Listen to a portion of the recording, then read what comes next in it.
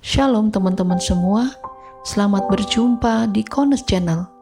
Di channel ini, kalian akan menyaksikan dan akan mendengarkan video-video yang terbaik yang akan mengubah hidup Anda dan akan mengubah paradigma Anda. Jadi tonton sampai selesai, Bapak Yahweh memberkati. Selamat menyaksikan.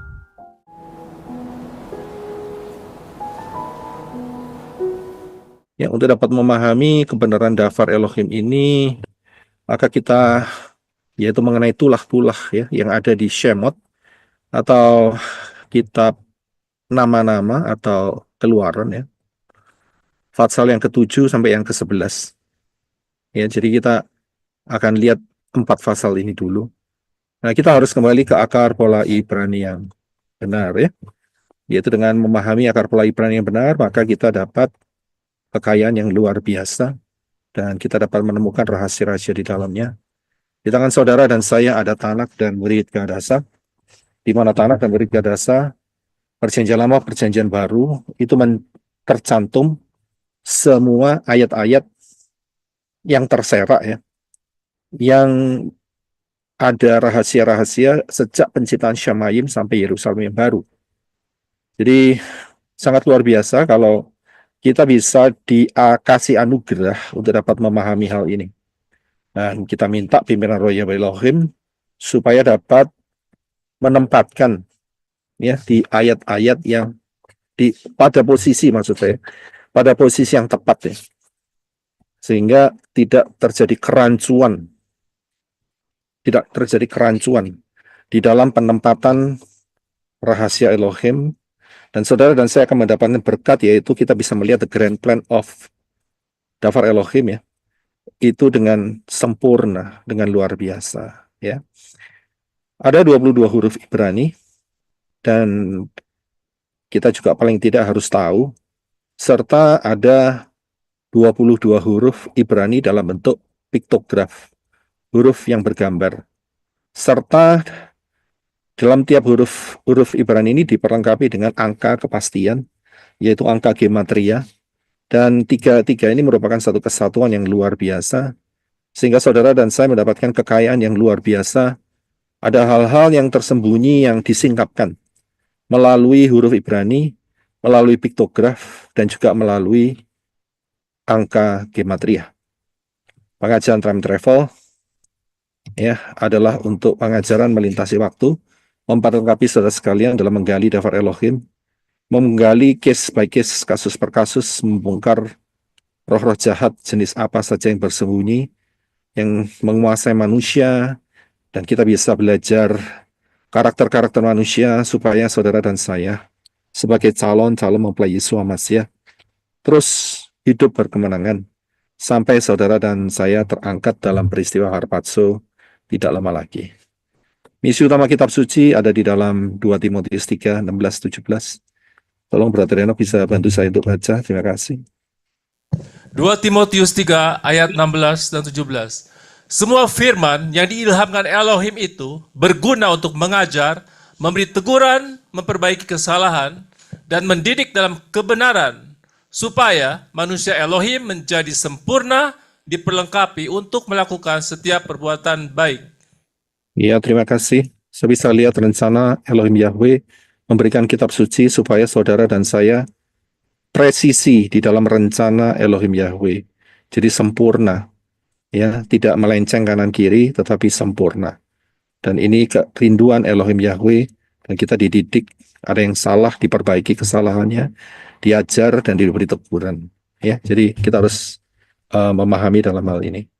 Ada 7 navigasi Dafar Elohim yang saya buat sendiri, yaitu 7 navigasi Elohim yang saat saudara baca firman, kita dapat memahami kita sedang di fase yang keberapa. Hari ini kita sedang di fase yang ketiga, yaitu lahirnya Israel sampai Israel di pembuangan dan pulang kembali dari pembuangan.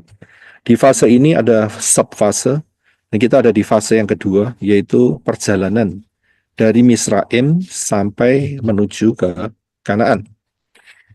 Jangan lupa bahwa prinsip nubuat adalah pola, itu harus kita pakai. Karena ada peristiwa-peristiwa yang Elohim Yahweh Elohim Yahweh beritakan, dan itu melalui banyak peristiwa, melalui banyak hal, dan itu menjadi profesi, nubuat yang akan datang, ya, baik yang sudah digenapi atau belum digenapi. Jadi ini punya kekuatan yang sangat luar biasa. Satuan waktu daripada Bapak Yahweh adalah Syabat. Jangan pernah lupa, penting sekali Syabat. Dan Syabat adalah angka 7, huruf Zayin, mempunyai makna yang dalam. Dan kalau saudara bisa melihat bahwa timernya Elohim Yahweh, yaitu kita lihat Israel, ya. Jadi Israel adalah timer yang ditetapkan oleh Elohim Yahweh. Kita akan masuk di dalam pembahasan time travel yang ke-50, tulah-tulah, yaitu di dalam Shemot, kitab nama-nama, kitab Keluaran, pasal 17, pasal 7, ayat yang ke-14 sampai 25, dan terus dibaca sampai pasal 11. Bisa minta tolong Brother Henok untuk dibacakan buat kita semua. Terima kasih. Keluaran 7 ayat 14. Dan berfirmanlah Yahweh kepada Moshe, hati Firaun berat, dia menolak menyuruh umat itu pergi. 15. Pergilah kepada Firaun pada pagi hari. Perhatikanlah ketika dia sedang menuju ke air itu, dan bersiaplah engkau untuk menemui dia di tepi sungai Nil. Dan engkau harus membawa tongkat di tanganmu yang pernah berubah menjadi seekor ular. 16. Dan engkau harus berkata kepadanya, Yahweh Elohim orang Ibrani telah mengutus aku kepadamu untuk mengatakan, suruhlah umatku pergi supaya mereka dapat melayani aku di padang gurun. Tetapi lihatlah, sampai saat ini engkau tidak mau mendengarkan. 17. Sebab itu Yahweh berfirman, dengan ini engkau akan mengetahui bahwa akulah Yahweh. Lihatlah aku, dengan memukulkan tongkat yang ada di tanganku ke atas air yang ada di sungai Nil ini, maka ia akan berubah menjadi darah. 18. Dan ikan yang ada di dalam sungai itu akan mati, dan sungai itu akan berbau busuk, dan orang-orang Mesir akan menjadi jijik meminum air dari sungai itu. 19. Dan berfirmanlah Yahweh kepada Moshe, katakanlah kepada Harun, ambillah tongkatmu dan ulurkanlah tanganmu ke atas air orang Mesir, ke atas sungai-sungai, ke atas parit-parit, dan ke atas kolam-kolam mereka, dan ke atas segala genangan air yang ada pada mereka, sehingga semuanya menjadi darah. Maka akan ada darah di seluruh tanah Mesir, baik di dalam pepohonan maupun di dalam bebatuan. 20. Dan Moshe serta Harun berbuat demikian, seperti yang telah Yahweh perintahkan. Dan dia mengangkat tongkat itu dan memukul air yang ada di sungai, di depan mata Firaun, dan di depan mata para hambanya. Dan seluruh air yang ada di sungai berubah menjadi darah. 21. Dan matilah ikan di sungai, lalu sungai itu berbau busuk. Dan orang-orang Mesir tidak dapat meminum air dari sungai Nil. Dan darah ada di seluruh tanah Mesir. 22. Dan para ahli sihir Mesir pun melakukan hal yang sama dengan mantra-mantra rahasia mereka. Dan hati Firaun pun menguat, dan dia tidak mau mendengarkan mereka, seperti Yahweh telah berfirman. 23. Lalu Firaun berpaling dan pergi ke istananya, dan dia tidak mau memerhatikan hal itu juga. 24. Dan semua orang Mesir menggali di sekitar sungai Nil untuk minum air, karena mereka tidak dapat meminum air dari sungai Nil. 25. Dan 7 hari telah berlalu setelah Yahweh menulahi sungai Nil. Keluaran 8, ayat 1. Dan berfirmanlah Yahweh kepada Moshe, pergilah kepada Firaun, dan katakan kepadanya, beginilah Yahweh berfirman, suruhlah umatku pergi, agar mereka dapat melayani aku. 2. Dan jika engkau menolak untuk menyuruh mereka pergi, lihatlah aku akan menulahi seluruh wilayahmu dengan katak. 3. Dan sungai akan berkeriapan dengan katak-katak, dan katak-katak itu akan naik dan masuk ke dalam istanamu, dan ke dalam kamar tidurmu, dan di atas tempat tidurmu, dan ke dalam rumah hamba-hambamu, ke dalam rumah-rumah rakyatmu, ke dalam pembakaran rotimu, serta ke dalam tempat adonan rotimu. 4. Dan katak-katak itu akan naik ke atasmu, dan ke atas rakyatmu, dan ke atas semua hamba-Mu. 5. Dan berfirmanlah Yahweh kepada Moshe, katakanlah kepada Harun, ulurkanlah tanganmu dengan tongkatmu ke atas sungai-sungai, ke atas parit-parit, dan ke atas kolam-kolam, dan buatlah katak-katak bermunculan di atas tanah Mesir. 6. Dan Harun mengulurkan tangannya ke atas segala air di Mesir, dan katak-katak pun bermunculan dan menutupi tanah Mesir. 7. Dan para penyihir Mesir pun melakukan hal yang demikian juga dengan mantra-mantra rahasia mereka, dan mereka pun membuat katak-katak bermunculan di tanah Mesir. 8. Dan Firaun memanggil Musa serta Harun, lalu berkata, berdoalah kepada Yahweh agar dia menyingkirkan katak-katak itu dari aku dan rakyatku. Aku akan menyuruh umat itu pergi, agar mereka dapat berkurban bagi Yahweh.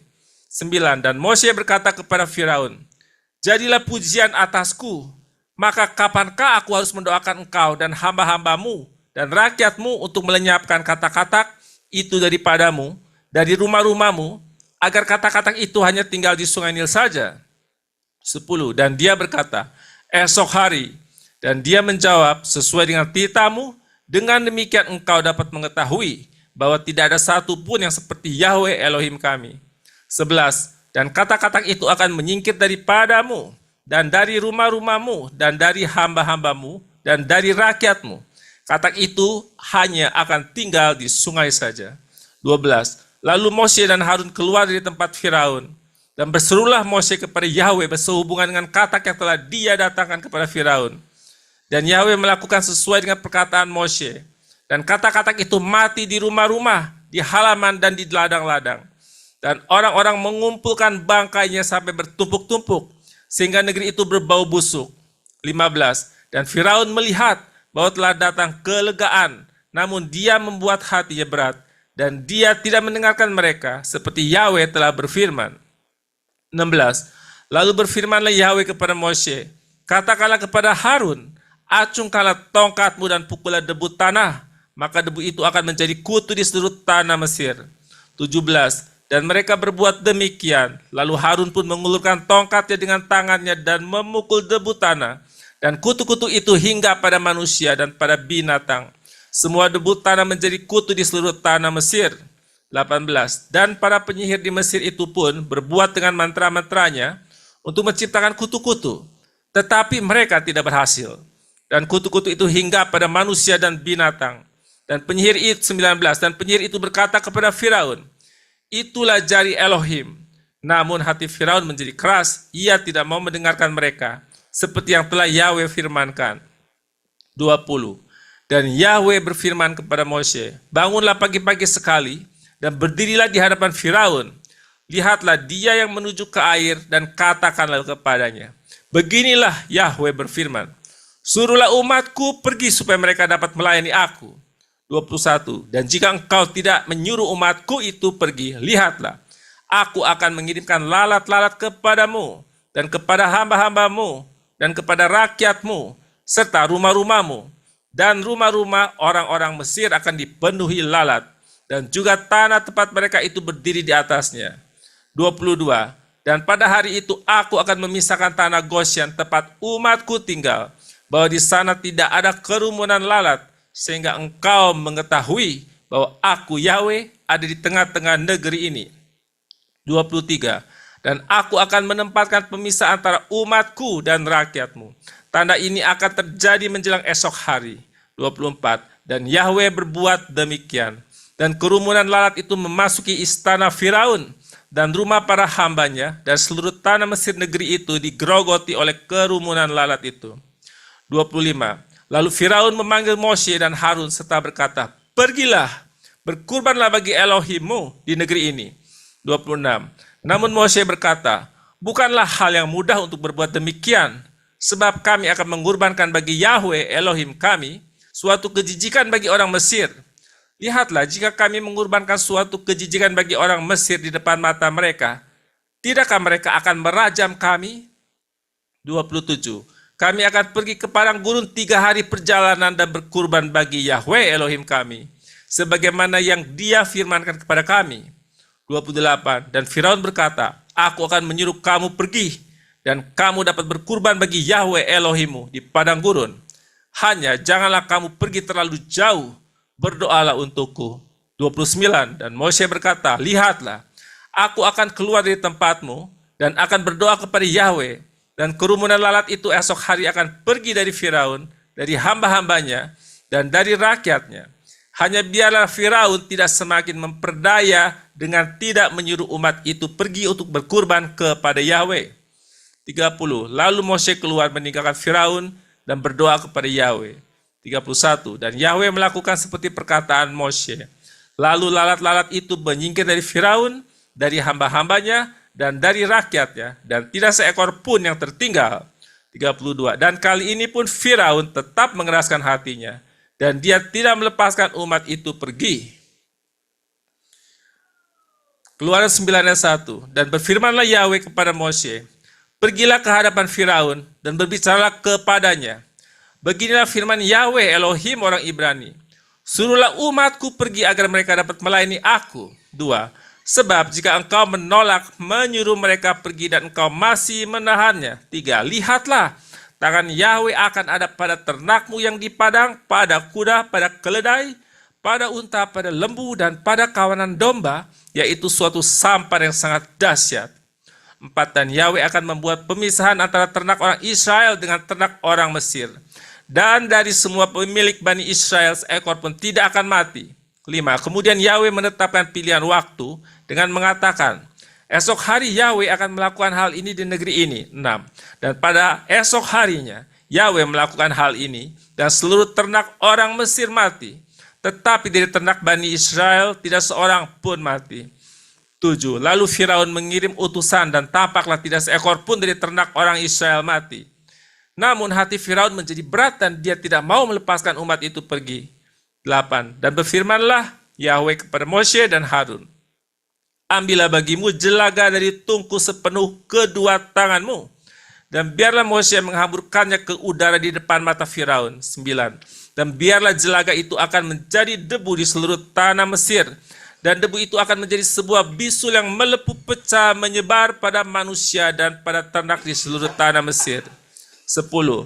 Lalu mereka mengambil jelaga dari tungku dan berdiri di depan Firaun, dan Moshe menghamburkannya ke udara, dan jelaga itu menjadi sebuah bisul yang melepuh pecah menyebar pada manusia dan pada ternak. 11. Dan para penyihir itu tidak mampu bertahan dari bisul itu di hadapan Moshe, karena bisul itu ada pada mereka dan semua orang Mesir. 12. Dan Yahweh mengeraskan hati Firaun, dan dia tidak mendengarkan mereka, seperti Yahweh telah berfirman kepada Moshe. 13. Dan berfirmanlah Yahweh kepada Moshe, bangunlah pagi-pagi sekali dan berdirilah di hadapan Firaun, dan katakanlah kepadanya, beginilah Yahweh Elohim orang Ibrani berfirman, suruhlah umatku pergi agar mereka dapat melayani aku. 14. Sebab kali ini aku akan mengirimkan semua tulaku ke dalam hatimu dan kepada hamba-hambamu dan kepada rakyatmu. Dengan demikian engkau tahu bahwa tidak ada satu pun yang seperti aku di seluruh negeri ini. 15. Karena sekarang aku akan mengulurkan tanganku dan akan memukul engkau dan rakyatmu dengan wabah penyakit, dan engkau akan dibinasakan dari atas bumi.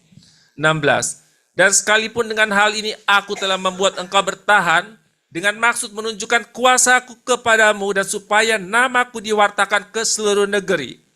17. Engkau masih saja meninggikan dirimu terhadap umatku, sehingga engkau tidak membiarkan mereka pergi. 18.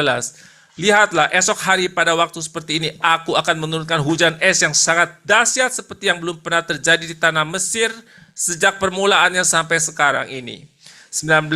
Dan sekarang suruhlah amankan ternakmu dan segala yang engkau miliki di padang. Setiap orang dan hewan yang terdapat di padang dan tidak dibawa ke rumah, maka hujan es akan menimpa mereka dan mereka akan mati. 20. Dia yang takut akan firman Yahweh dari antara hamba-hamba Firaun telah membuat para budak dan kawanan ternaknya menyingkir ke dalam rumah-rumah. 21. Tetapi dia tidak mengarahkan hatinya pada firman Yahweh, maka dia meninggalkan para budaknya dan kawanan ternaknya di padang. 22. Dan berfirmanlah Yahweh kepada Moshe, arahkanlah tanganmu ke langit supaya terjadilah hujan es di seluruh tanah Mesir pada manusia dan pada ternak dan pada setiap tumbuhan di padang di tanah Mesir. 23. Lalu Mose mengacungkan tongkatnya ke langit dan Yahweh menurunkan guntur dan hujan es dan api pun menyambar ke bumi dan Yahweh menurunkan hujan es di tanah Mesir. 24. Dan turunlah hujan es dan api yang berkilat-kilat di tengah-tengah hujan es sangat dahsyat yang seperti itu belum pernah terjadi di seluruh negeri orang Mesir sejak mereka menjadi suatu bangsa. 25. Dan hujan es membinasakan segala sesuatu yang ada di padang di seluruh tanah Mesir, dari manusia bahkan sampai ternak. Dan hujan juga melanda setiap tanaman di padang dan memorak-porandakan setiap pohon di padang. 26. Hanya di tanah Goshen, tempat tinggal Bani Israel, tidak ada hujan es. 27. Dan Firaun menyuruh memanggil Mose dan Harun dan berkata kepada mereka, Aku telah berdosa kali ini. Yahweh lah yang benar dan aku serta rakyatku yang jahat. 28. Buatlah permohonan kepada Yahweh, karena cukuplah sudah gemuruh Elohim dan hujan es. Maka aku akan menyuruh kamu pergi dan kamu tidak usah tinggal lebih lama lagi. 29. Dan Mose berkata kepadanya, Sekeluarnya aku dari kota ini, aku akan menadahkan telapak tanganku kepada Yahweh. Gemuruh akan berhenti dan hujan es tidak akan ada lagi, sehingga engkau mengetahui bahwa bumi ini milik Yahweh. 30. Namun engkau dan hamba-hambamu, aku tahu bahwa engkau belum sungguh-sungguh takut di hadapan Yahweh Elohim. 31. Maka tanaman rami dan jelai telah dipunahkan, karena jelai sedang berbulir dan rami sedang berbunga. 32. Tetapi gandum dan sekoi tidak dihancurkan, karena mereka terlambat. 33. Dan Mose keluar dari tempat Firaun dari kota itu, lalu menadahkan telapak tangannya kepada Yahweh, dan berhentilah gemuruh dan hujan es, dan hujan tidak lagi tercurah ke bumi. 34. Dan Firaun melihat bahwa hujan es dan gemuruh telah berhenti, tetapi dia masih menambah dosanya dan dia mengeraskan hatinya, dia maupun hamba-hambanya. 35. Dan hati Firaun menjadi keras dan dia tidak melepaskan Bani Israel pergi seperti Yahweh telah berfirman melalui perantaraan Mose. Keluaran 10. 1. Dan Yahweh berfirman kepada Mose, Pergilah menghadap Firaun, karena aku telah mengeraskan hatinya dan hati para hambanya, agar aku dapat mengadakan tanda-tandaku di tengah-tengah mereka. 2. Dan agar engkau dapat menceritakan kembali pada telinga anak cucumu hal-hal yang aku sendiri telah bertindak dengan keras atas orang Mesir, dan tanda-tandaku yang telah aku lakukan di antara mereka, maka kamu dapat mengetahui bahwa akulah Yahweh. 3. Lalu Mose dan Harun pergi ke hadapan Firaun dan berkata kepadanya, Beginilah Yahweh Elohim orang Ibrani berfirman, Berapa lama lagi engkau menolak untuk merendahkan dirimu di hadapanku?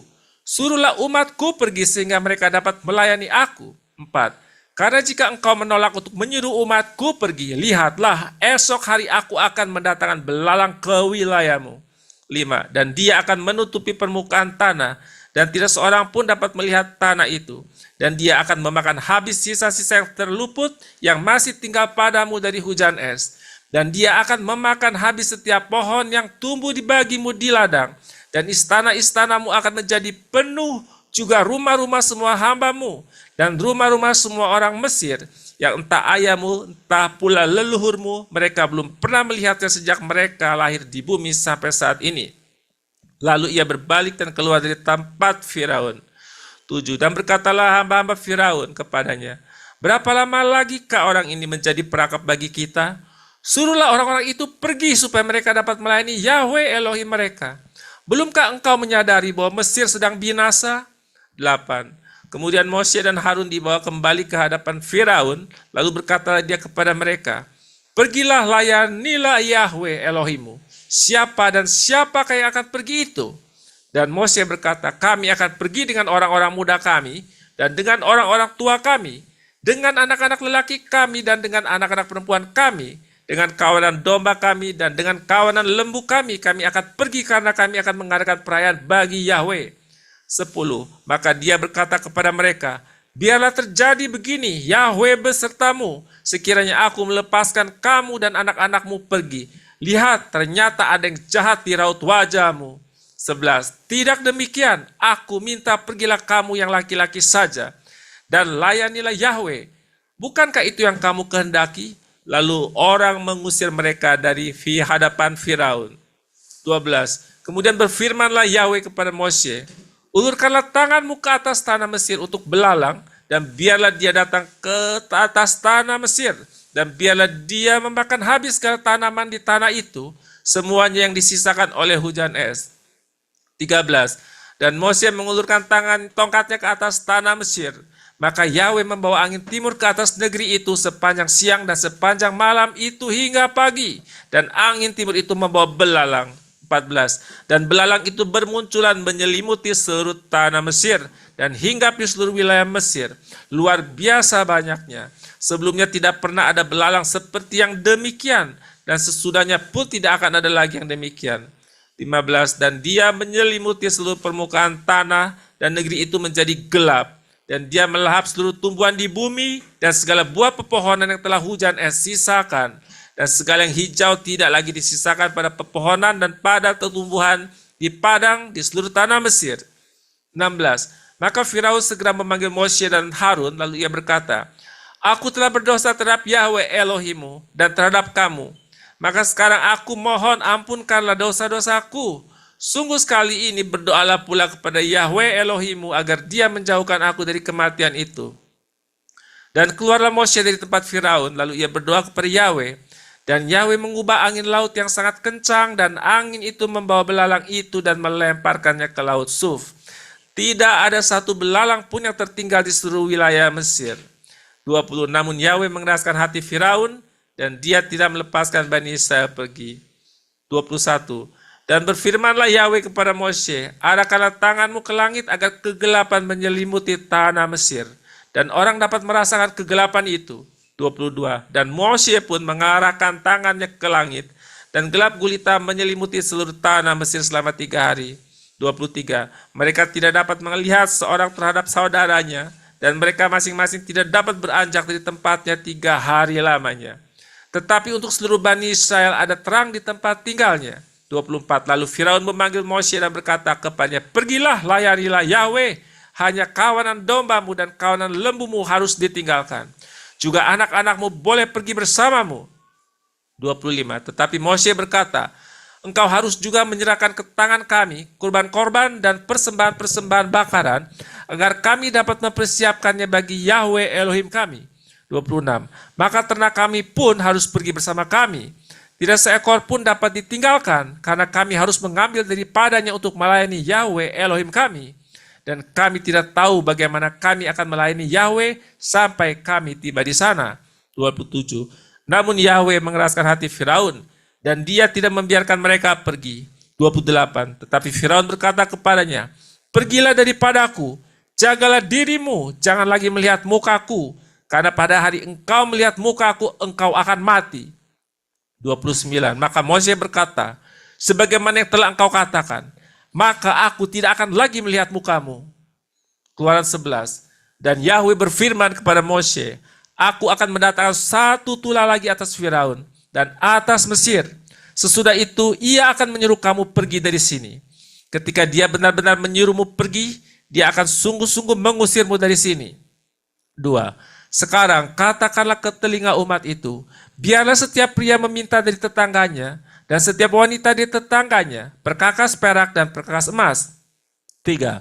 Dan Yahweh menganugerahkan kemurahan kepada umat itu di mata orang Mesir. Lagi pula Moshe adalah seorang yang terpandang di tanah Mesir. Iya, Di mata kita berhenti di situ dulu ya. Terima kasih. Kalau saudara perhatikan, inilah kisah di mana hukuman Elohim. Ya, inilah hukuman Elohim. Dan ini merupakan judgment ya. Hukuman Elohim terhadap Misraim, Mesir saat itu, di mana Firaun yang mewakili keseluruhan rakyat Mesir, dia berkeras hati dan kemudian hatinya dikeraskan oleh Elohim Yahweh. Ya, ada orang yang menafsirkan bahwa hukuman ini nanti akan berlaku pada saat masa 666. Saya tidak melihat ada korelasi yang erat di sana. Karena di masa 666 akan ada hukuman yang berbeda. Ya, jadi dalam hal ini 10 tulah ini dikhususkan untuk Firaun dan Misraim saat itu. Ya, saat itu. Tapi prinsip yang bisa dipakai adalah ini adalah hukuman dari Elohim Yahweh. Nah, Elohim Yahweh menggunakan prinsip ini di dalam level bangsa-bangsa. Jadi kalau bangsa-bangsa itu belum mencapai puncaknya dalam dosa, maka kemurahan Elohim Yahweh itu masih berlaku. Itu ayatnya ada di Kejadian 15 ayat yang ke-16. Silakan Brother Enoch. Kejadian 15 ayat 16. Namun, generasi yang keempat akan kembali ke sini, karena sampai di situ kejahatan orang Amori belum genap. Iya, terima kasih. Saudara perhatikan Kejadian 5:16 ini berbicara mengenai rencana Elohim Yahweh karena dia sudah tahu terlebih dahulu. Ya, dia mengungkapkannya kepada Abraham bahwa ada masanya yaitu orang-orang Amori, orang-orang Kanaan, itu kejahatannya genap. Dan disitulah hukuman itu dijatuhkan. Jadi kita harus tahu, ada beberapa contoh yang selaras dengan ini. Yang pertama adalah peristiwa Sodom dan Gomora. Peristiwa Sodom dan Gomora sudah dikatakan kota itu jahat. Dan sebetulnya Sodom dan Gomora telah dihukum oleh Elohim Yahweh dengan dikirimkannya raja-raja yang memerangi raja-raja Sodom dan Gomora. Kita sudah belajar itu. Sehingga Lot beserta istri dan anak-anaknya dan seluruh harta bendanya ikut di sandra, ikut dibawa ya oleh raja-raja itu. Tapi di sini Elohim Yahweh memberikan kemurahan kepada Sodom dan Gomora karena satu alasan. Alasannya adalah karena Abraham. Ya, yang selalu saya yakin dia berdoa untuk Lot dan keluarganya. Ya. Nah, di satu sisi terbukti lagi pada saat Abraham telah mengalahkan raja-raja itu, ada satu sosok yang keluar menemui Abraham. Saudara tahu sosok itu ya? Namanya siapa? Melkisedek. Melkisedek. Dan dikatakan dia adalah Raja Salem, Raja kebenaran. Jadi pada masa Sodom dan Gomora itu ada anugerah Elohim Yahweh yang menahan mereka supaya mereka tidak berdosa melebihi batas yang telah ditetapkan Elohim Yahweh. Nah, apakah Sodom dan Gomora bertobat? Tidak. Yang terjadi adalah mereka menjadi-jadi. Ya, mereka tidak bertobat, mereka menjadi-jadi, dan titik terakhir kesempatan untuk Abraham berdoa buat Sodom itu pada saat dia bernegosiasi dengan Elohim Yahweh mengenai nasib Sodom. Kalau ada 50, dibakar tidak? Dihukum tidak? Elohim Yahweh bilang, tidak. Turun. Nawar. 45 bagaimana? Tidak. Turun terus. 40 tidak. 35, 30, 25, ya. 20, 15, ya kan? 15 tidak. Karena pikiran daripada Abraham, paling tidak ada Lot dan istrinya. Kemudian ada anak-anaknya, dan ada mantu-mantunya. Kalau itu dijumlah, paling tidak satu keluarga ini percaya kepada Elohim Yahweh. Dan saat Elohim Yahweh dinegosiasi oleh Abraham, Kalau 10 bagaimana? Elohim Yahweh langsung katakan, tidak aku hukum. Tapi Elohim Yahweh langsung menghilang.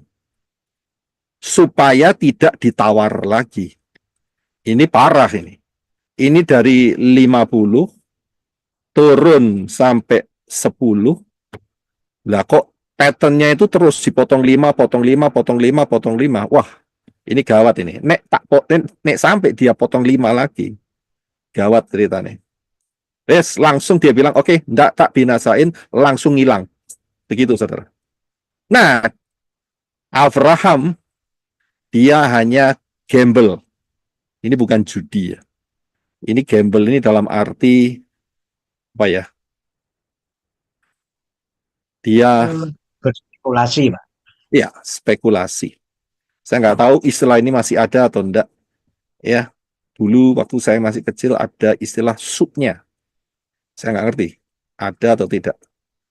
Ya, tapi itulah yang terjadi, yaitu dia spekulasi. Waduh, tinggal 10. Kira-kira apa yang terjadi malam itu?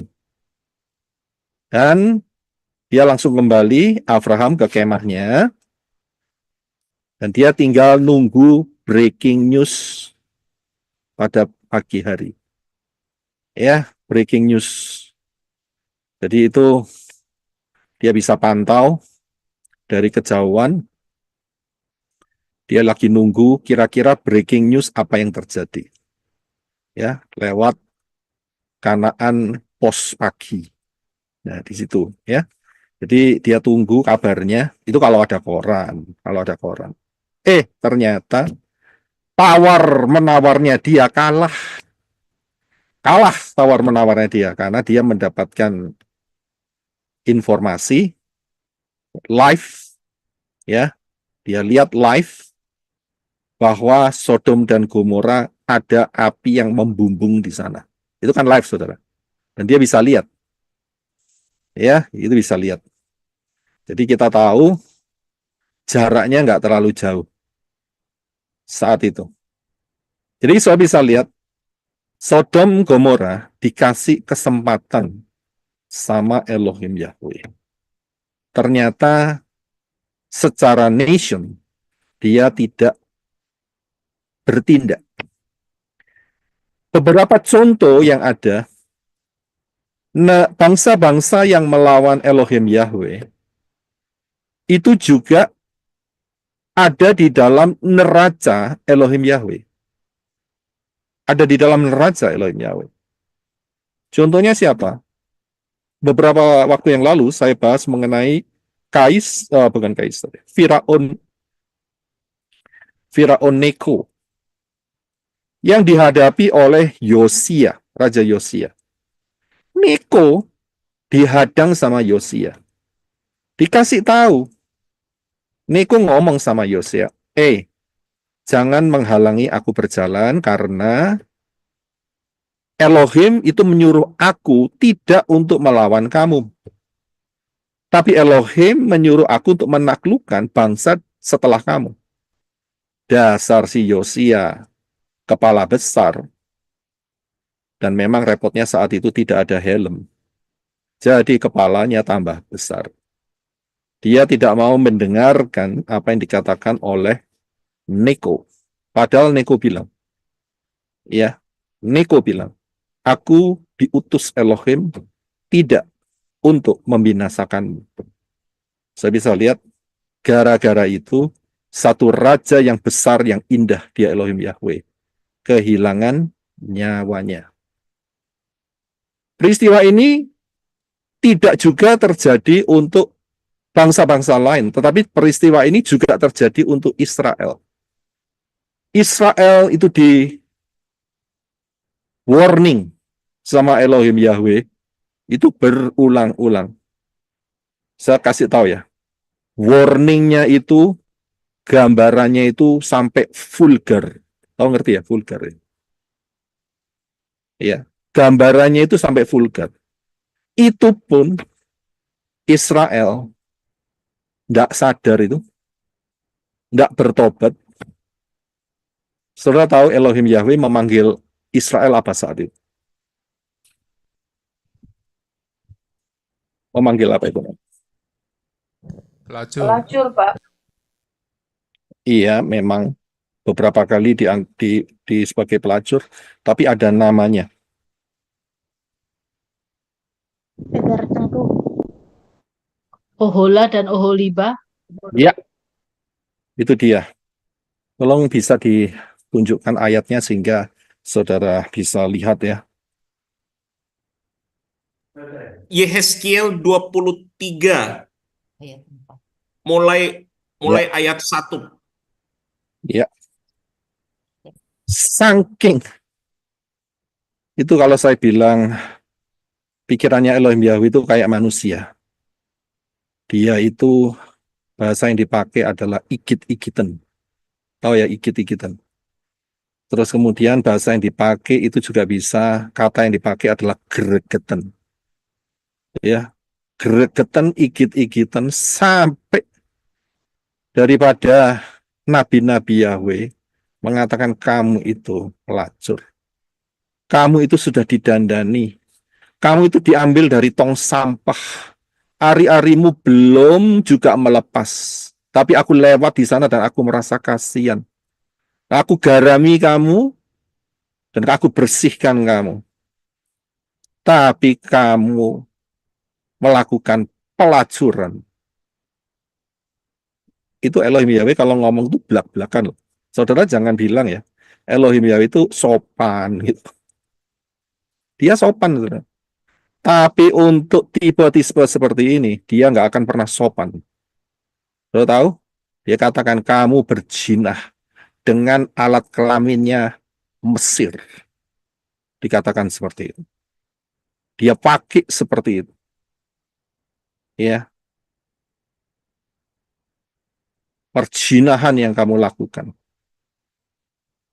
Yaitu mereka mendirikan bukit-bukit pengorbanan dan patung-patung Baal, Asitoret, Tamus, ya, apa itu namanya,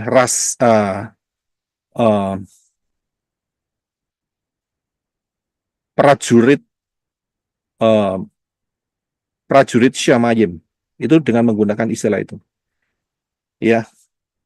Jadi rasi-rasi bintang seperti itu. Sehingga apa yang terjadi? Hukuman jatuh kepada siapa? Israel. Ya, nanti kita sampai di sana. Tapi saya beritahukan terlebih dahulu. Sampai di sana, betapa parahnya umat pilihan Elohim Yahweh yang berzina. Nah, di satu sisi kita juga belajar mengenai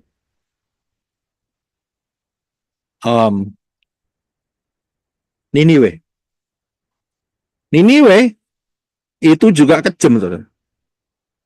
Kejam Niniwe. Ya, memang tidak diceritakan kekejamannya bagaimana.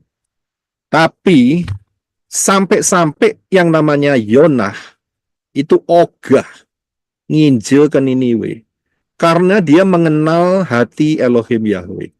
Ini nih aku nurut, gawat. Pasti Niniwe bertobat. Dan dia sudah prediksi seperti itu. Dan betul, saudara. Niniwe bertobat saat Yonah. Sehingga hukumannya di cancel. Tetapi pattern ini menjadi prophecy of pattern. Di mana seperti Yesua menegur Israel, yaitu dengan seperti anak manusia seperti Yonah.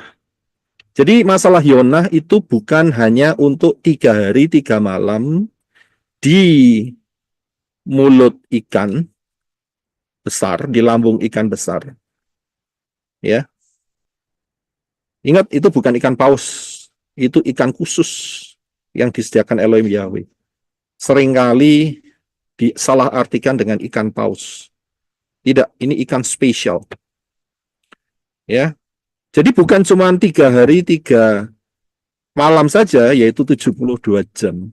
Tetapi yang diambil juga 40 hari.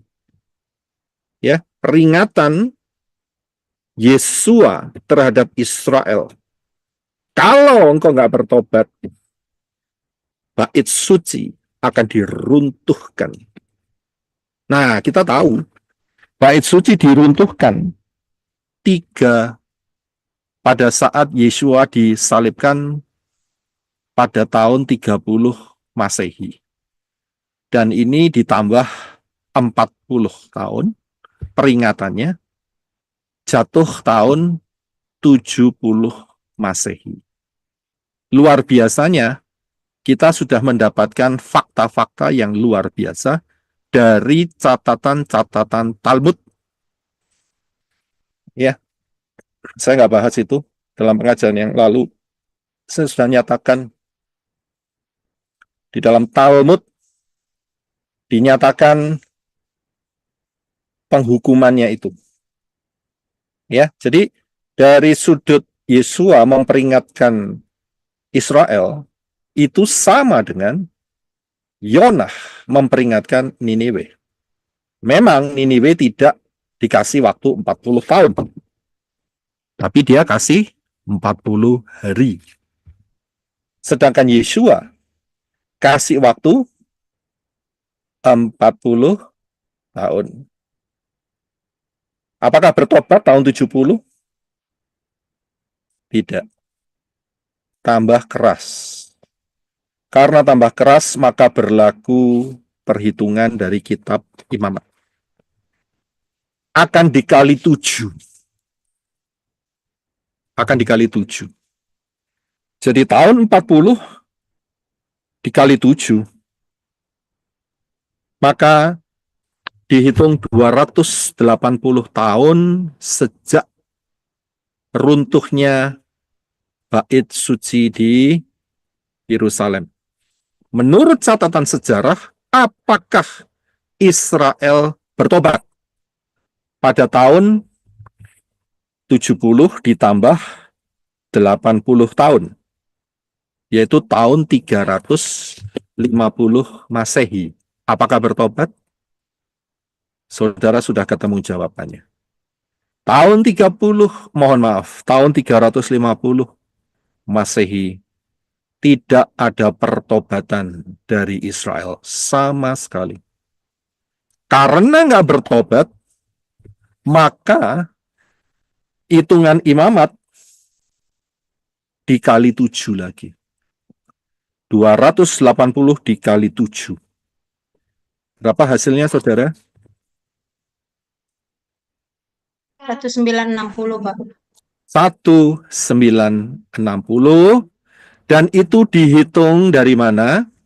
Dihitung dari tahun 70 Masehi. Ya, karena dikasih kesempatan tahun 70 nggak bertobat. Dikalikan 7 lagi, ya dihitung dari posisi yang lama. Jadi 1960 tahun ditambah 70. Jatuhnya berapa, saudara? 2030. 2030. Pertanyaannya, Israel bertobat tidak? Iya. Nah, Bertobat, Pak. bertobat. Saya bisa lihat, walaupun memang sampai hari ini 2025 masih belum terlihat pertobatan orang Israel secara besar-besaran. Akan tetapi sudah terasa sebagian kecil mereka percaya kepada Yesua HaMashiach. Saudara bisa lihat. Dan nanti batasnya adalah 2030. Saudara paham di situ? Ya, jadi ini berbicara mengenai Israel. Berbicara mengenai bangsa-bangsa. 2030. Yesua akan datang kembali. Haleluya. Untuk siapa? Untuk Goyim? Tidak.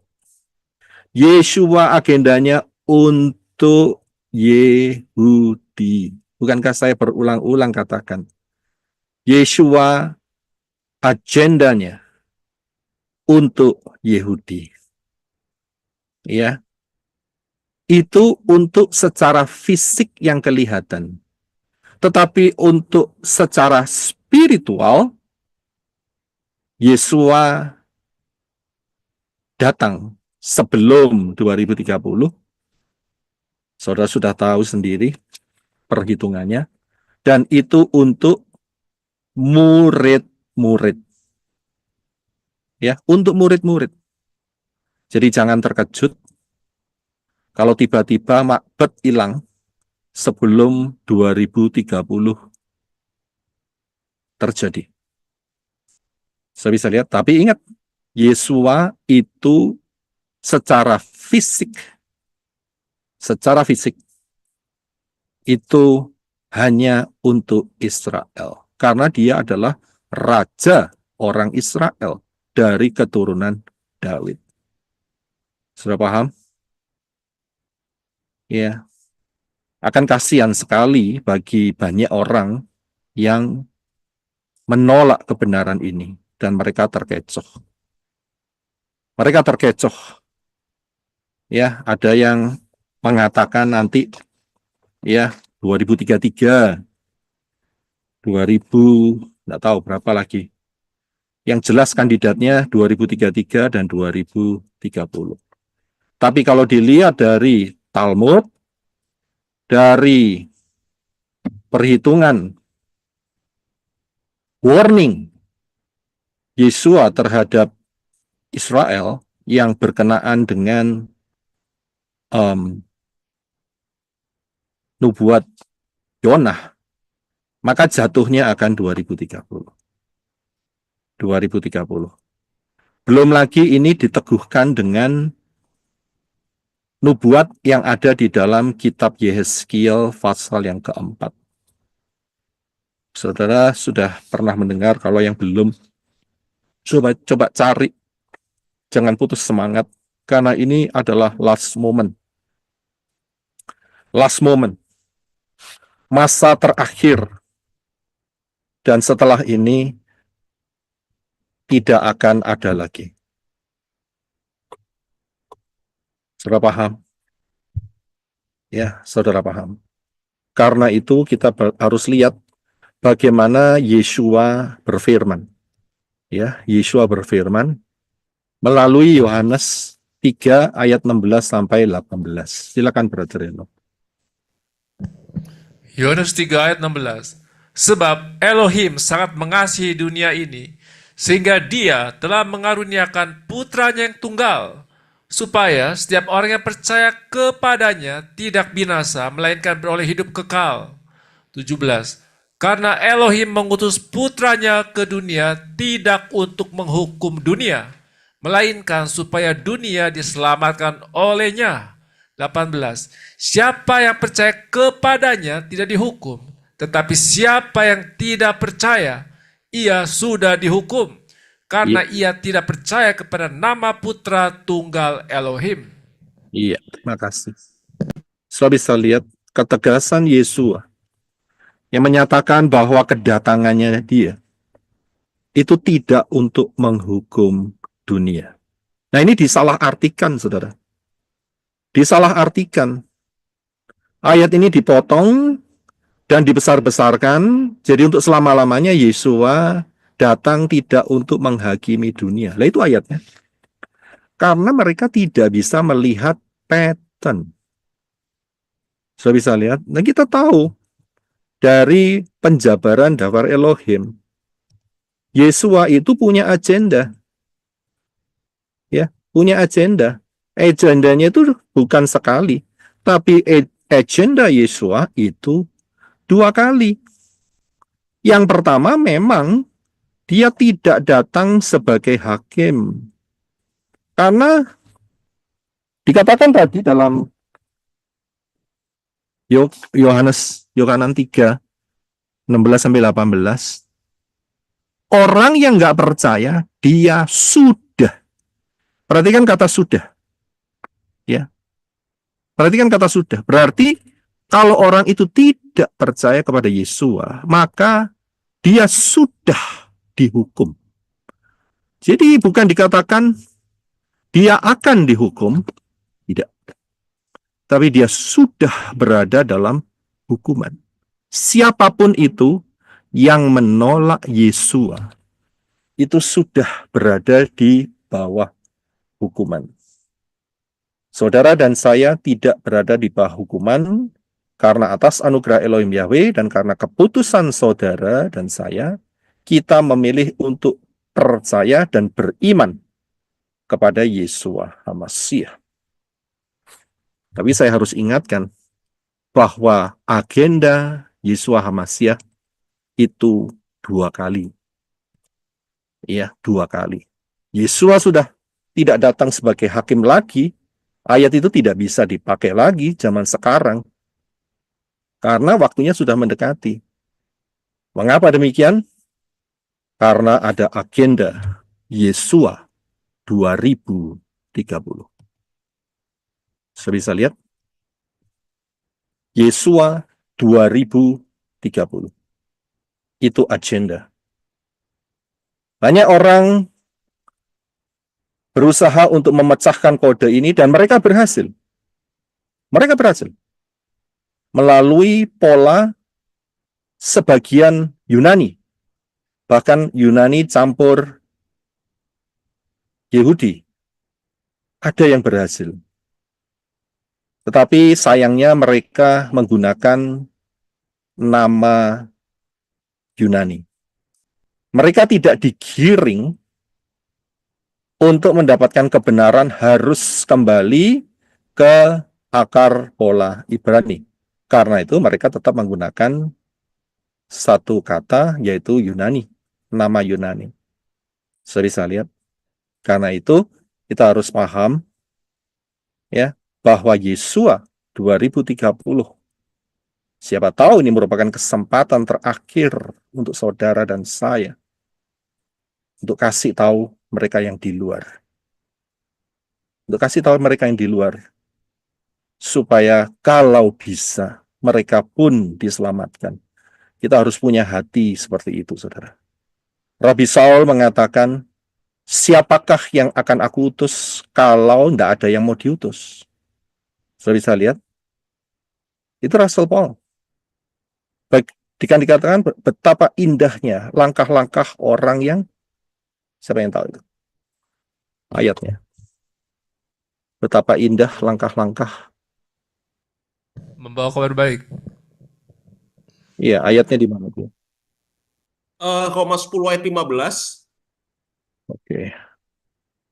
Roma 10:15. Sorry, Pak. Sorry. Maaf, Pak. Ya, Iya, betul. betul, Brisco. Terima kasih. Ya, Putra Jano bisa baca ya. Bisa baca mulai ayat 11 ya. Sampai ayat 15. Roma 10 ayat 11 sampai 15. Roma 10 ayat 11.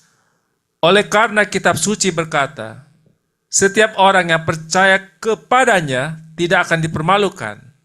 12. Sebab tidak ada perbedaan antara orang Yahudi dan orang Yunani. Karena Elohim yang sama atas semua orang adalah kaya bagi semua orang yang berseru kepadanya. 13. Sebab setiap orang yang berseru kepada nama Yahweh, dia akan diselamatkan. Lalu bagaimanakah mereka akan berseru kepada dia yang belum mereka percayai? Dan bagaimana mereka akan percaya kepada dia yang belum pernah mereka dengar? Dan bagaimana mereka akan mendengar jika tidak ada yang memberitakan? 15. Dan bagaimana mereka akan memberitakan jika mereka tidak diutus? Sama seperti yang telah tertulis, betapa indahnya tapak-tapak kaki mereka yang memberitakan damai sejahtera. Mereka yang memberitakan hal-hal yang baik. Iya, terima kasih. Sudah bisa lihat, dengan teknologi yang Elohim Yahweh sediakan, kita bisa menjangkau seluruh penjuru dunia. Tapi kalau tidak dikasih penjelasan yang jelas, yang mudah diterima, yang mengenai sasaran, mereka sulit untuk bisa menerima. Sudah bisa lihat? Well,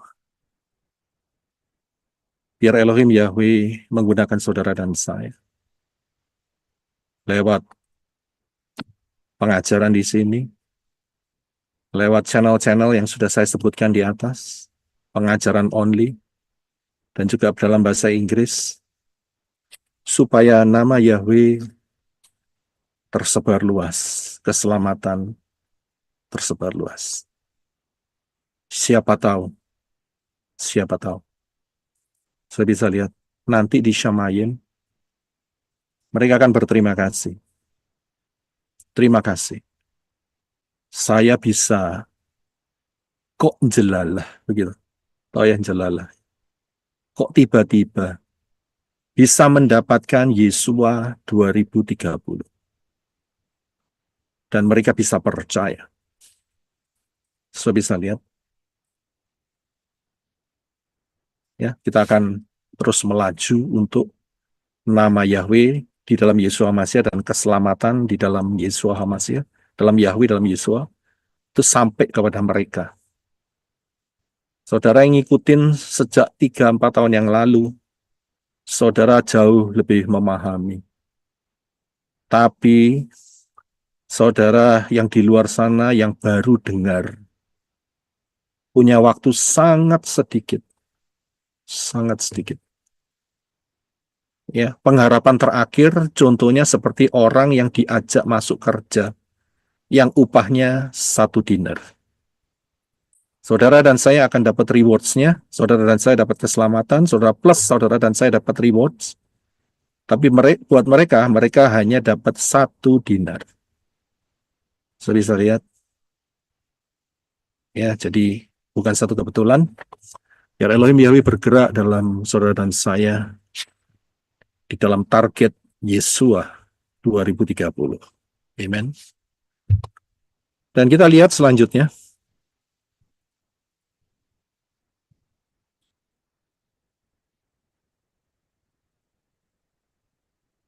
Jadi Yesua akan datang sebagai hakim tahun 2030. Nah, saat saya ikut, dulu kan saya dari Pentakosta ya. Dan saat saya dikasih kesempatan oleh Elohim Yahweh untuk masuk ke Advent dengan situasi yang begitu ekstrim, tetapi tidak mengecewakan. Karena begitu masuk, keluarnya dapat istri. Ya, jadi tidak mengecewakan. Tapi disitulah saya dapat pengajaran-pengajaran yang tidak saya dapat di Pentakosta. Salah satunya adalah mengenai tulah. 10 tulah yang dilepas oleh Elohim Yahweh. Itu berhubungan dengan dewa-dewa Misraim. Dewa-dewa Mesir. Itu baru tahunya saat dia itu sekolah di SMA Advent. Ya, Elohim Yahweh saya bilang itu luar biasa. Ada beberapa pengertian yang bisa saya gali. Bukannya saya percaya dengan sistemnya mereka, tidak. Tetapi dari situlah Elohim Yahweh membuka wawasan saya. Itu luar biasa di situ. Plus membuka berkat dapat jodoh. Ya, itu luar biasa, saudara. Dapat pengertian, dapat pengalaman, sekalian dapat jodoh. Lumayan, saudara. Nggak lumayan lagi, itu luar biasa. Ya, dan saya terima kasih sama Brother Briscoe yang nge-tag saya ya mengenai dewa-dewa apa saja yang dihajar oleh Elohim Yahweh. Ya, saudara bisa baca sendiri ya. Ini sebagai pengetahuan saja. Tapi itulah bagaimana Elohim Yahweh. Ya, di Brother Briscoe kasih saya, Pak, ini dewa-dewanya begitu. Ya, tiba-tiba saja saya tidak kontak mengenai hal ini dan Brother Briscoe kasih saya. Wah, ya baguslah. Saya akan sampaikan. Jadi air menjadi darah itu bahwa Yahweh menentang atau mempermalukan dewa Hapi, Isis, dan Kunum. Kemudian kata Yahweh menghajar dan mempermalukan Misraim, yaitu dengan secara spesifik yaitu Dewi Haget. Kemudian nyamuk. Yahweh menghancurkan dan mempermalukan Misraim, yaitu karena mereka mempercayai dewa Set. Ya. Dan dewa lalat, binatang lalat, itu adalah Yahweh mempermalukan dewa Uatrich dan dewa Kepri berwajah skarab. Kemudian penyakit sampar pada ternak, Elohim Yahweh mempermalukan dewa Aspis, Dewi Hathor. Ya. Kemudian bisul, Elohim Yahweh mempermalukan dewa Sekmeth dan Sunu. Kemudian Elohim Yahweh menurunkan hujan es. Dia memalukan dewa Nat, ya, dan dewa Set. Kemudian belalang, Elohim Yahweh menghancurkan dan mempermalukan dewa Osiris. Kemudian dewa tulah kegelapan, bahwa Elohim Yahweh mempermalukan dewa Ra, yaitu dewa matahari, dan dewa Horus. Nah, kalau kita tahu Ra dan Horus itu sebelah kiri bawah, itu adalah simbolnya, dan ini dipakai oleh penguasa dunia dalam bentuk mata uang $1, yaitu $1. Saudara lihat di belakangnya itu ada mata Horus. Dan ternyata tidak sampai di sana, pergerakannya sampai di kota saudara, yaitu Jakarta. Karena siapa yang tinggal di Jakarta, saudara ngelewatin bundaran HI, ya, jadi saudara mesti pakai drone untuk lihat dari atas. Tapi sekarang nggak usah. Nggak usah pakai drone, pakai Google. Drone mahal, repot, belum lagi nanti ditembak jatuh. Jadi pakailah Google, sudah terbukti pergerakan si Ilu sampai di Jakarta. Saya bisa lihat? Ya, itu bukannya satu kebetulan, tetapi itu satu perencanaan. Ya, sudah paham. Nah, itu 9 dewa. Dan dewa yang terakhir yang dibinasakan, yang dipermalukan oleh Bapa Yahweh adalah kematian anak sulung. Elohim Yahweh mempermalukan dewa Osiris yang katanya bisa bangkitin orang mati. Sampai hari ini nggak ada yang bisa bangkitin orang mati kecuali Yesua. Ya, jangan pernah setuju, ya, dengan apa itu namanya, dengan kisah yang ada di Toraja. Itu nggak dibangkitkan, saudara. Ya, itu dipegangi sama setan supaya bisa jalan. Nah, itu dia, saudara. Ya, dipegangin sama setan, dituntun supaya bisa jalan. Ternyata setan tidak mampu melakukan seperti itu. Ya, kalau dirasuki, saya rasa kelihatannya setan pun juga rodo ogah. Karena ini bangkai. Ya, dia mau merasuki juga, wah males saya. Ya, karena dia sudah kalah perang. Dia kalah perang dengan siapa? Kalah perang dengan siapa? Kalah perang dengan Mikael. Ingat, memperebutkan apa?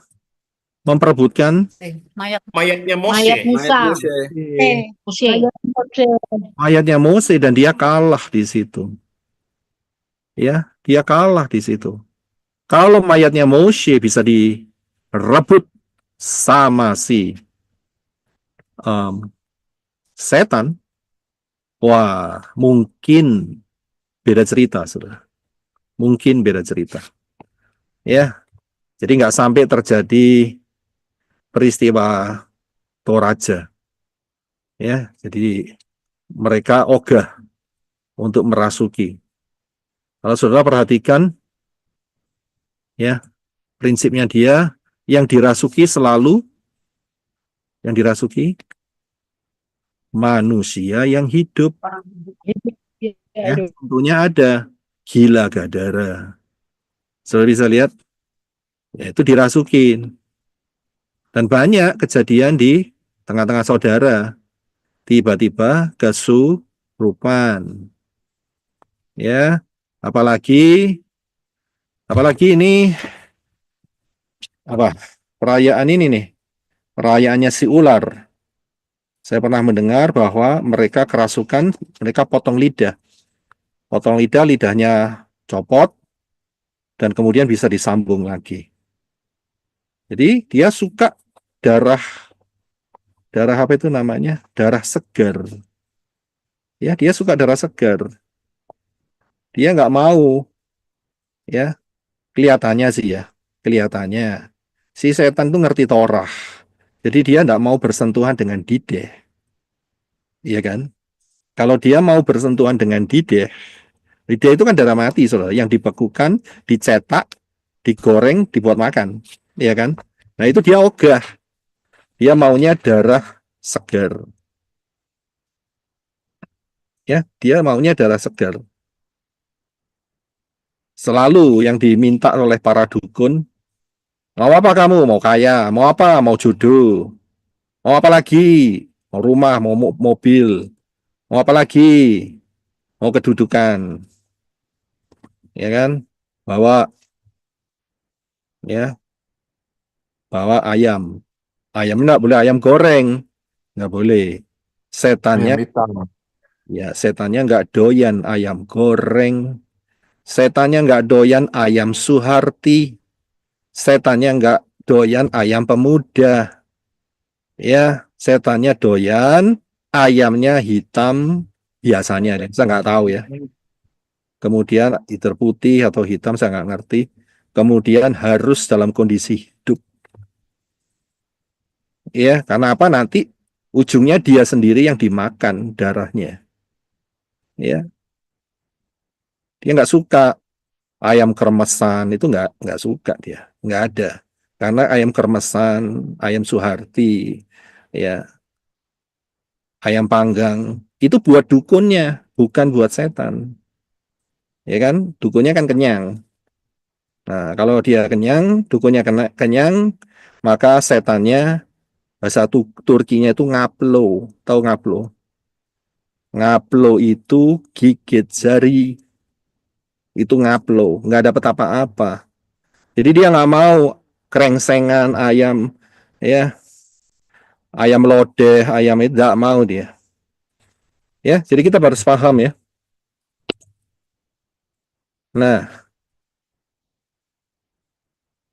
dan tulah ini ada 10. Ini bukannya nggak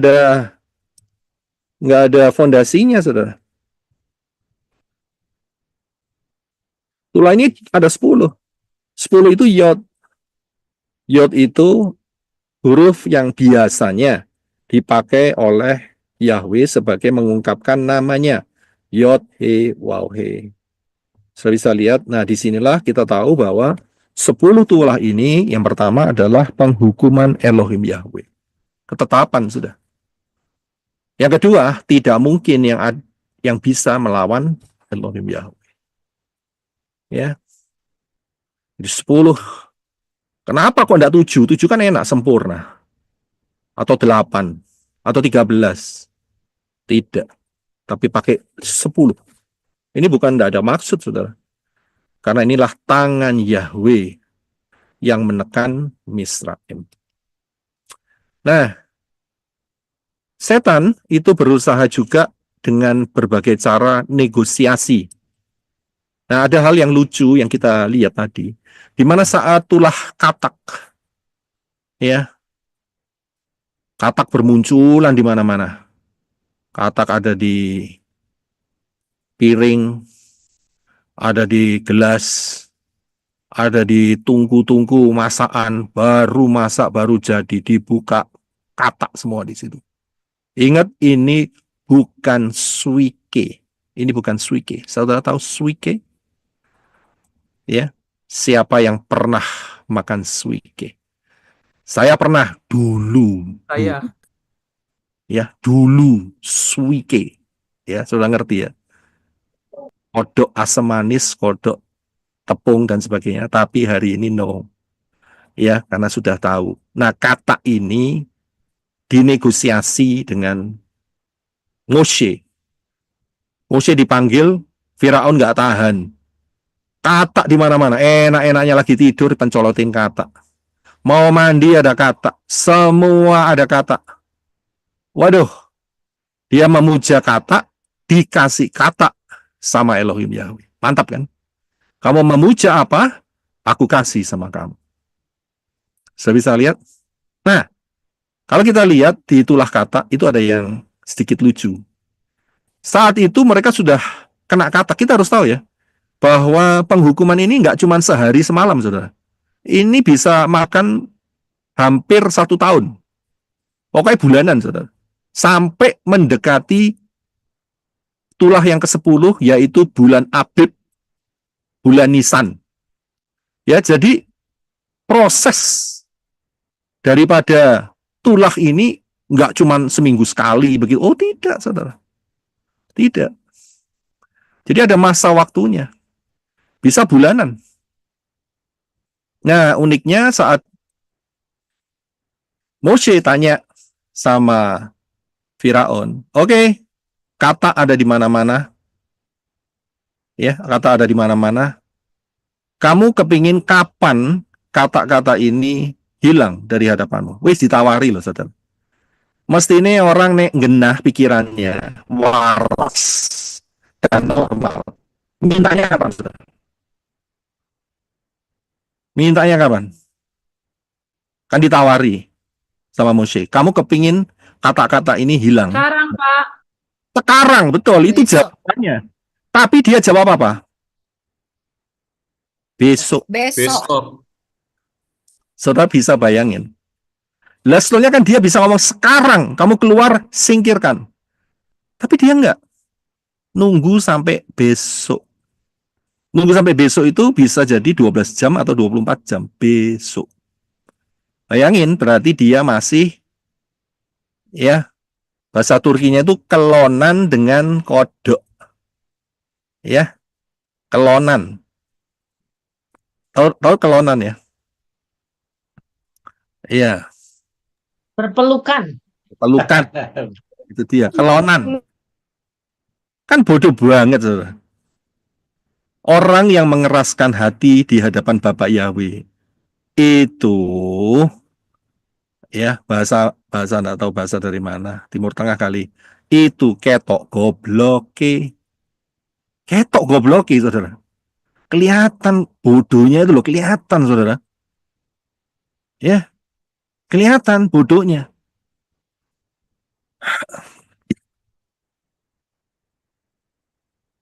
Mengerikan sekali ya. Apalagi zaman akhir ini. Pernyataan nama Yahweh dalam Yeshua HaMashiach itu sudah sangat blak-blakan, sangat terbuka. Orang masih nolak, ketok gobloke. Kelihatan bodohnya. Saya dilabrak orang barusan. Gara-gara kamu. Istri saya lebih percaya kamu daripada saya. Loh, saya kaget. Nggak ada angin, nggak ada hujan. Ya, memang winter di sini. Saya dilabrak, saudara. Ya, gara-gara kamu menghancurkan keluarga saya. Saya nggak banyak ngomong, saudara. Saya ngomong begini. Saya tidak pernah menghasut istrimu loh. Saya minta satu pertanyaan ini saja dijawab. Abraham, Ishak, dan Yakov itu menyembah Allah atau tidak? Udah itu aja. Nggak macam-macam pertanyaan saya. Jawaban gitu loh. Nah, dasar kelihatan gobloke, apa yang terjadi? Dia bilang, saya jangan dikhotbahi. Loh, saya bilang, saya enggak khotbahi kamu. Kalau saya khotbah, itu saya ada di pelayanan menorah. Itu khotbah. Ya, tapi jawab pertanyaan ini. Oh, enggak usah tanya seperti itu. Kamu enggak usah khotbahin saya, tapi saya dilabrak. Saya bisa lihat. Ini orang tambah kelihatan bodohnya. Jawab aja. Secara singkat, sederhana.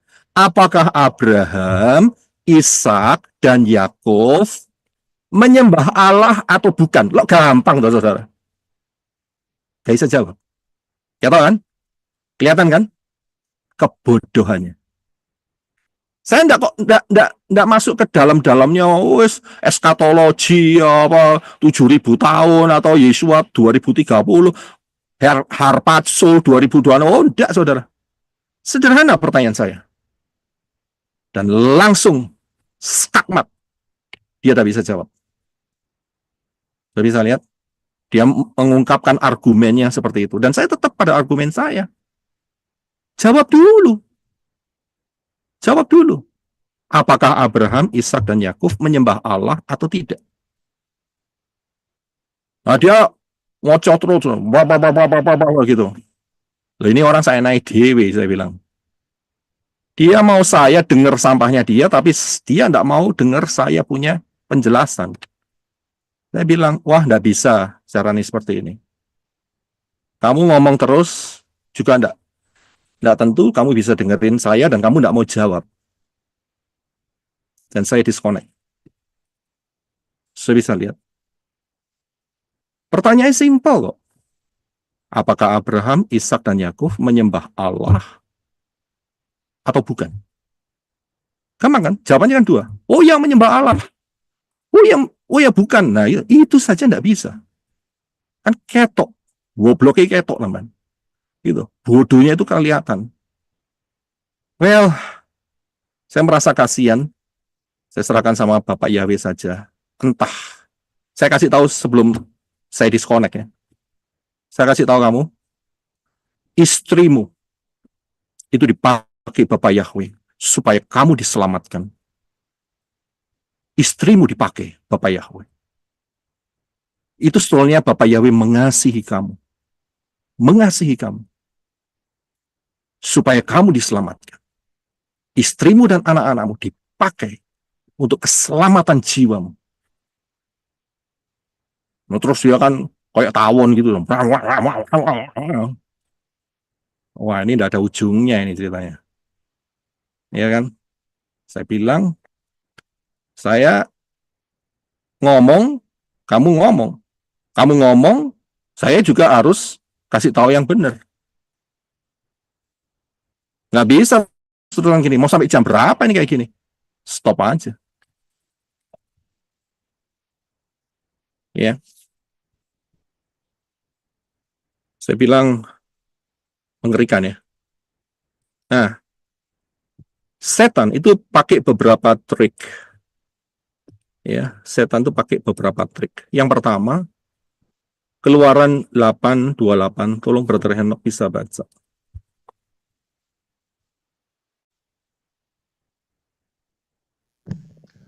Keluaran 8 ayat 28. Firaun berkata, Aku akan membiarkan kamu pergi supaya kamu dapat mempersembahkan kurban kepada Yahweh Elohimmu di padang gurun. Hanya janganlah kamu pergi terlalu jauh.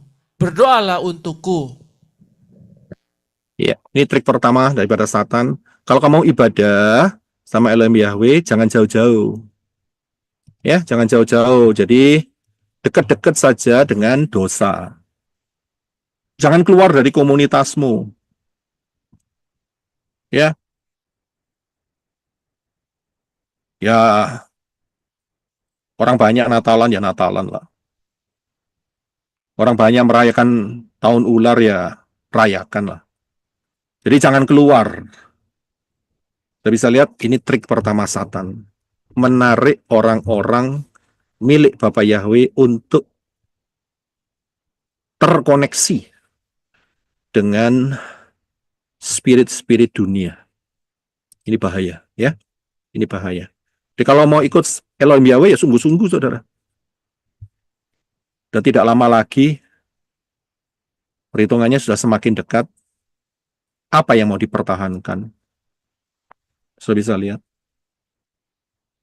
Kenapa tidak mengambil keputusan yang ekstrim sekalian? Hati-hati, jangan kecampur dengan spirit duniawi. Yang kedua, tolong bisa dibaca Brother Henok, Keluaran 10 ayat 10 dan 11. Keluaran 10 ayat 10 dan 11. Ia berkata kepada mereka, biarlah Yahweh menyertaimu, sekiranya aku membiarkanmu pergi dengan anak-anakmu. Tetapi lihatlah, engkau bermaksud jahat. Tidak demikian, pergilah sekarang, tapi hanya laki-laki, dan layanilah Yahweh, karena itulah yang kamu kehendaki. Lalu mereka diusir dari hadapan Firaun. Ya. Trik yang kedua adalah nggak usah ngajak-ngajak. Nggak usah ngajak-ngajak keluarga, sehingga tidak terjadi pertikaian. Saya bisa lihat, mental saudara dan saya, kita sudah tahu waktunya sudah tidak lama lagi. Yesua 2030 untuk Israel loh ya, untuk Israel. 2030 aja kurang 5 tahun, saudara. Karena sekarang 2025. Belum lagi dipotong masa anti-Hamasiyah, penghukuman Israel. Saudara sudah tahu lamanya 3,5 tahun. Kita bisa lihat, tetap ajak mereka dengan kasih. Tetap ajak mereka dengan pimpinan Ruah Yahweh Elohim. Ada kesempatan kasih tahu sama mereka. Mungkin ada orang yang barusan mengalami hal-hal yang besar. Entah kecelakaan, entah banyak hal, kebangkrutan, entah banyak hal. Pakai momen itu untuk kasih tahu, hidup ini sia-sia. Tapi meskipun demikian, misalnya mereka tidak mengalami itu semua, tetap punya hati. Kasih tahu saja, karena begitu ada kesempatan. Saya bisa lihat, tapi sambil menjaga hidup saya sendiri untuk tetap berjaga-jaga sehingga tidak ada serangan roh jahat loh ya. Paham ya? Kemudian, trik yang berikutnya adalah Keluaran 10 ayat 24. Silakan Brother Eno. Keluaran 10 ayat 24. Lalu Firaun memanggil Moshe dan berkata, pergilah, layanilah Yahweh. Hanya biarkan kawanan domba dan kawanan lembumu ditinggal. Biarkan anak-anakmu juga pergi bersamamu. Iya, terima kasih. Sudah bisa lihat, saya tentu negosiasi terus, saudara. Kamu boleh melayani Elohim Yahweh, tapi jangan ada pengorbanan. Sudah bisa lihat, melayani Elohim Yahweh nggak ada pengorbanan. Itu bukan konsep. Melayani Yahweh, itu harus ada pengorbanan. Abraham saja mengorbankan Ishak. Sudah bisa lihat, Daud saat membawa apa itu namanya? Tabut perjanjian dari rumahnya siapa? Yo. Menuju Yerusalem. Obed-Edom. Iya, Obed-Edom, Pak. Obed-Edom. Obed-Edom. dia bawa dari Obed-Edom. Tapi sebelumnya Daud tidak pakai caranya Elohim. Sehingga dia taruh di Ark, apa itu namanya? Ark of Covenant. Iya, tabut perjanjian, niru-niru orang Filistin, dinaikkan kereta yang ditarik lembu. Apa yang terjadi? Matilah si Uza. Uza mati. Dan dikatakan Daud marah. Kenapa? Aku punya niat baik, tapi disambar Elohim Yahweh. Niat baik sih boleh, tapi caranya salah. Saudara bisa lihat, niat baik boleh. Caranya salah, malah petaka, saudara. Saudara bisa lihat, niat baik itu harus ditambahi cara yang benar. Akhirnya, untuk kedua kalinya, dia memerintahkan orang-orangnya, terutama dia mengumpulkan orang Lewi. Ini apa ini? Diskusi dia. Caranya bagaimana? Apa yang dikatakan Torah? Torah bilang harus dipikul. Dan kalau mikul harus suku yang khusus.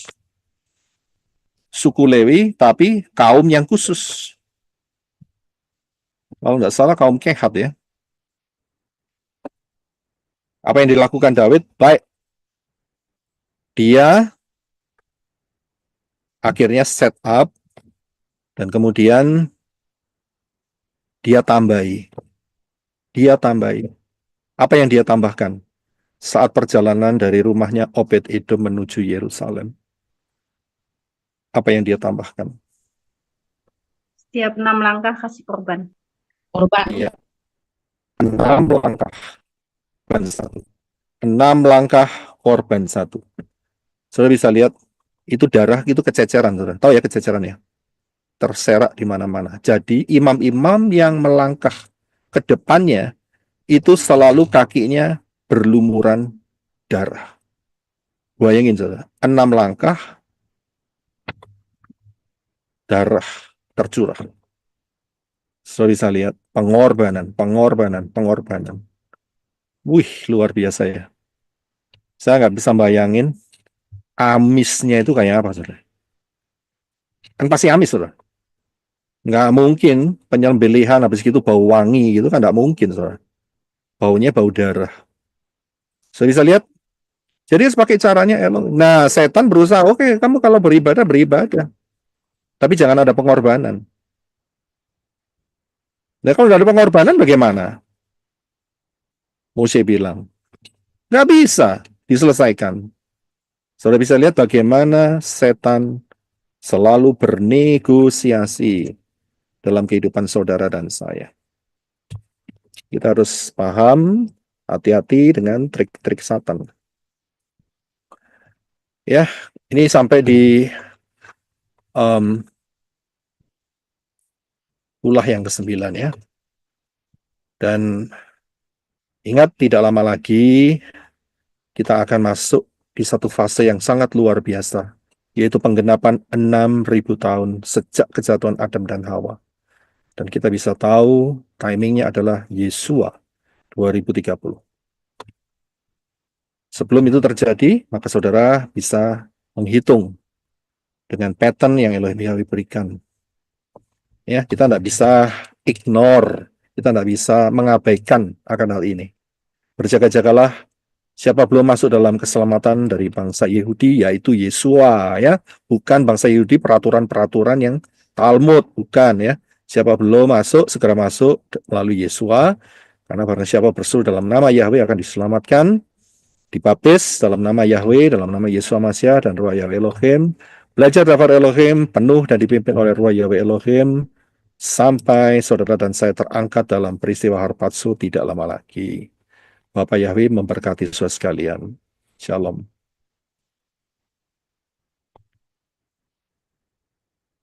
Terima kasih Pak Yosef Roy.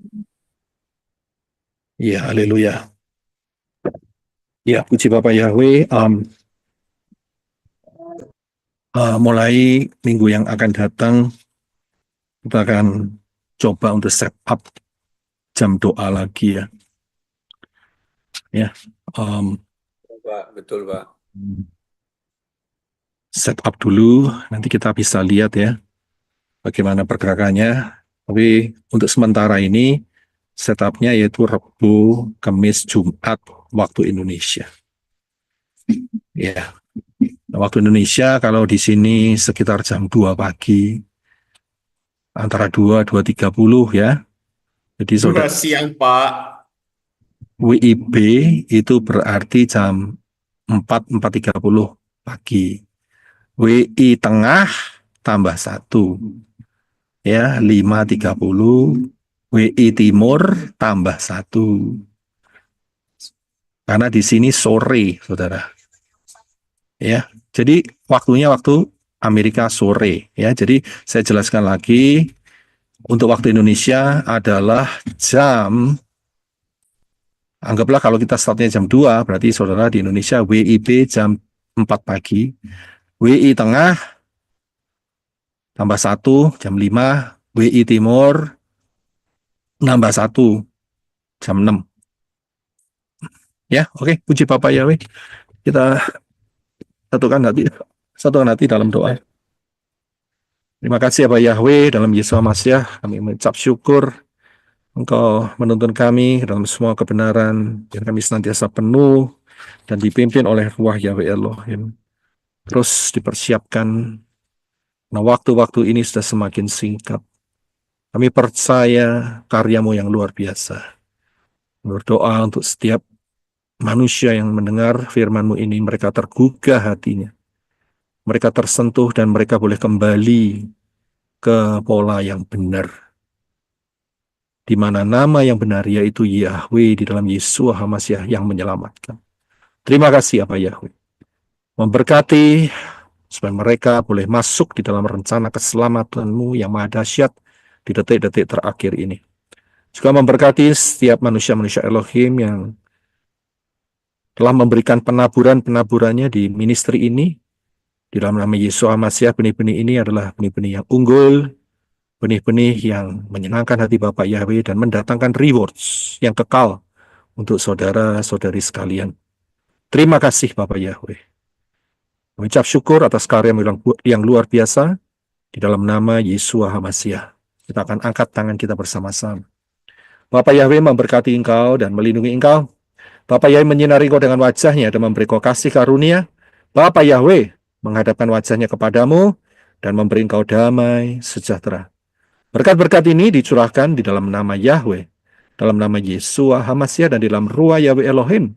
Mulai hari ini sampai saudara dan saya terangkat dalam peristiwa Harpatso, mengenakan tubuh kemuliaan, berjumpa dengan Yesus HaMashiach di awan-awan, menjadi mempelai Yesus HaMashiach, menerima rewards yang kekal, dan tinggal bersama Yesus HaMashiach memerintah dalam kerajaan 1000 tahun, dan diteruskan sampai di dalam Yerusalem yang baru. Terima kasih Bapak Yahweh, dalam nama Yesus HaMashiach yang percaya katakan, Amen. Amen. Bapak yang berkati saudara sekalian.